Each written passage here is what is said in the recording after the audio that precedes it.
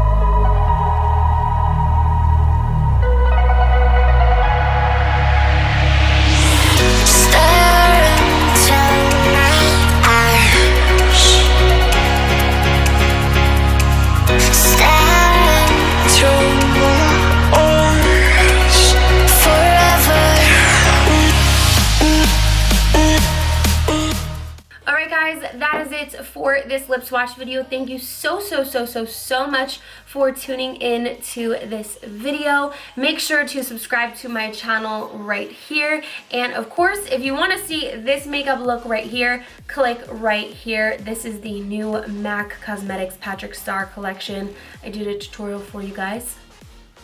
So click that right here if you want to see it. And of course, let me know what your favorite gloss is from this collection. Comment it down below. I love you guys, and I hope to see you soon.